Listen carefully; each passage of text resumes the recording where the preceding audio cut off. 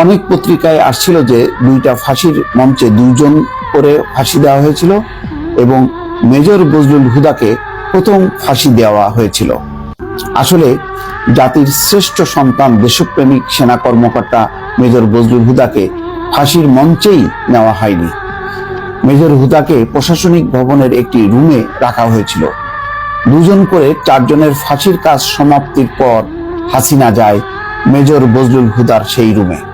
সেখানে আগে থেকেই উপস্থিত ছিল কাশিমপুর থেকে আনা হিন্দু জল্লাদ।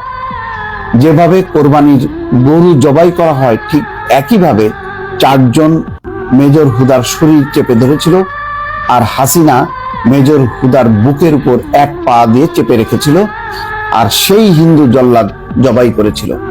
প্রত্যক্ষদর্শীর বর্ণনা থেকে জানতে পারি, জবাইয়ের সময় কিছু রক্ত ফিনকি দিয়ে হাসিনার শাড়ির বেশ কিছু অংশ ভিজে যায়।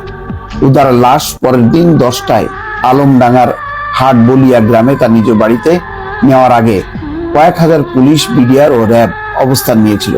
লাশ নেওয়ার সাথে সাথেই র্যাবের ঊর্ধ্বতন কর্মকর্তারা 5 মিনিটের মধ্যে লাশ দাফনের জন্য চাপ দিতে থাকে তার পরিবারের সদস্যদের। কিন্তু পরিবারের সদস্যরা ও উপস্থিত মানুষের চাপের মুখে র্যাব কর্মকর্তারা পিছু হটে। কফিন খোলার পরে দেখা যায় লাশ অর্ধেক ডুবে আছে রক্তের মধ্যে। আবার গোসল করানোর জন্য লাশ নামানোর পর দেখা যায় মেজর হুদার গলা কাটা, যা জাল বোনার মোটা সুতা দিয়ে সেলাই করা। অর্থাৎ গলা কাটা, তারপরে জাল বোনার মোটা সুতো দিয়ে সেটা আবার সেলাই করা হয়েছে। অনুসন্ধানকালে মেজর হুদার লাশ গোসল করিয়েছিল এমন একজনকে প্রশ্ন করা হয়, হুদা স্যারের হাতের রগ, পায়ের রগ ও ঘাড়ের পিছনে রগ কাটা ছিল কিনা, চোয়ালের নিচে কালো দাগ ছিল কিনা। তাকে বারবার এই প্রশ্ন করা হয়েছিল, কারণ ফাঁসির মঞ্চে থেকে নামানোর পর মৃত্যু নিশ্চিত করার জন্য অনেক সময় হাত, পা বা ঘাড়ের রগ কেটে দেয় উপস্থিত সার্জন। না, উনি দেখেছেন স্রেফ জবাই করা আর হাতের উপর একটু চামড়া ছিঁড়া।